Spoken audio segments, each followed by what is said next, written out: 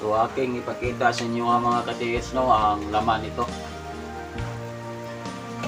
So ang lock niya mga ka-TH, ganito.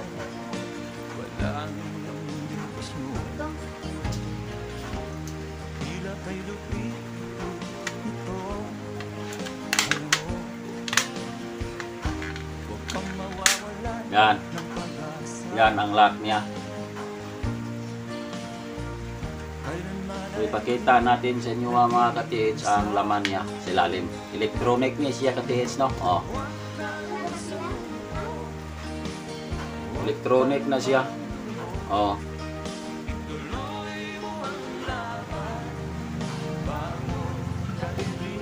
So, kita ninyo mga ka-TH. Yan ang laman.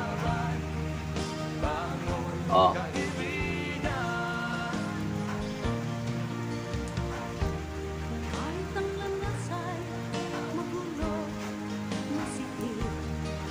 So, ito ang antenna niya, wire. Yan. Antenna niya dito.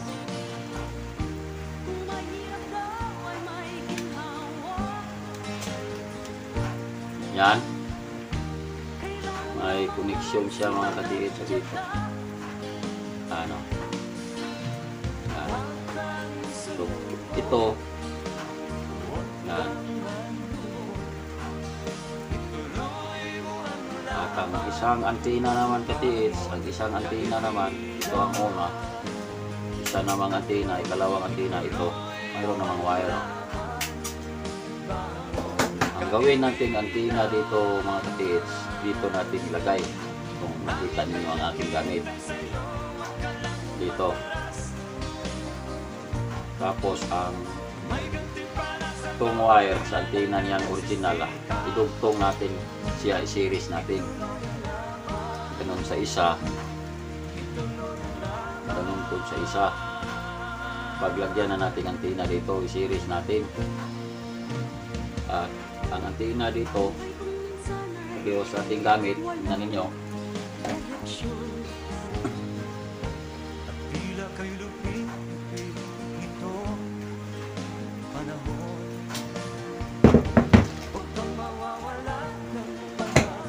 So, abang langgit mo ka-TH, no, sa ako ang pag-demo sa akong gamit. Kay busy yung kayo ta. So, ariyaw nito. Yan.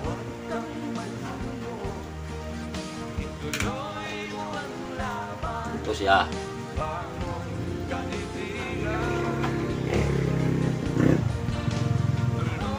So, importante ka-TH, kailangan mayroon mong dalawang stainless. Ang stainless nito, itong stainless, konektado sa ilalim sa antenna. Ito mga antenna ang original. Yan. Ang wire niya, series connection sa ilagay naman ni mong antenna. Pareho nito. Ang wire nga connection niya naging mga ka-TH, i-connection mo dito. Ito. Sa ilalim. At ganoon din sa isa. Tapos ito, back up lang ito mga ka-TH. Back up. Kailangan mayroon mong stainless. Yung di magdikit ng magnet. Stainless.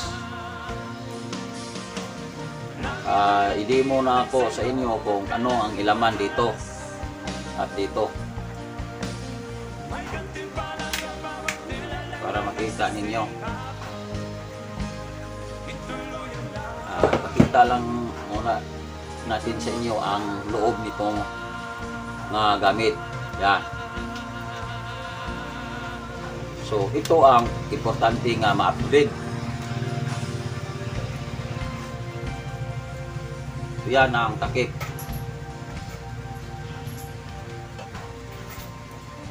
Pag isira nimo siya ka-TH, kung mayroong mga problema sa detector nimo, madali lang nimo ma-check ang gamit nimo. kasi safety na siya, oh. Naka-lock na, oh. Yan. So abang lang yun mo mga ka-TH, no, sa pag-demo natin ito, paggawa gyud sa locator, pag-upgrade gyud ganitong klase. So atong ipakita sa inyo. So kuan lang gyud mo kining abang-abang lang gyud kay sobrang busy man gyud ta. So pinaka-importante nga mayroon gyud mong ganitong gamit. Kaya sa nakita nako, ito gyud ang pinaka the best nga na atong na discovery at sa tulong sa ating mga kaibigan. So yan ang dahilan nga pinaka-accurate gid siya maglocate at hindi na mag-detect ng anti-decoy, highly minerales. Ang point gid siya dito kung asa gid ang deposito, kahit hindi ka na magbasa ng markers, diretso na ka agad og detect sa area. Kung legit store, madali lang kahit hindi na ta magtingin sa mga markers. So pareho nito sa atin. Yan, pinaghirapan ko ito ka-TH sa paggawa para kuan gyud siya ka-TH nga ma-perfect gyud siya ang paggawa natin. Hindi gyud siya basta-basta na magkuan. So yan, no. Yan, no. Kasi yan ang mayroong counting gold na maliit ang souvenir, no. Yan, no. Oh.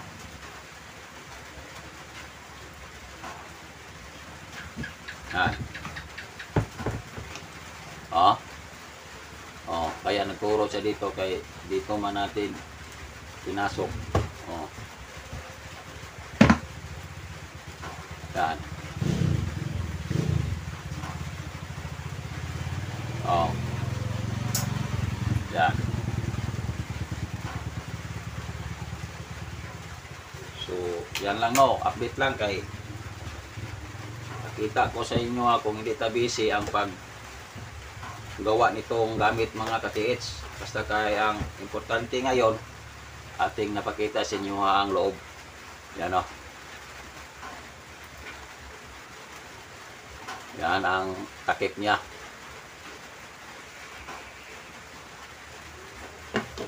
Ito ang antenna niya, oh. Wire sa antenna, oh. Ito.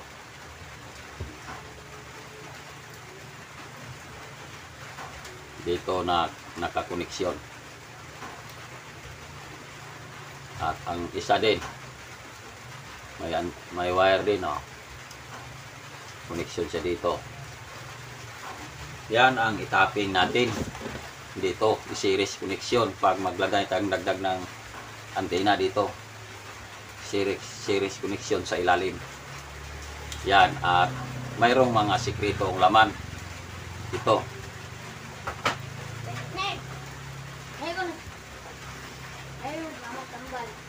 So kini may pinaka-importante. So pagkuan lang yun mo, pag prepare mo og stainless ka-TH dalawa, tapos antena nga hindi dumikit sa magnet, ganon din ang stainless, para ituro natin sa inyo ang mga common lang ilagay natin sa ilalim para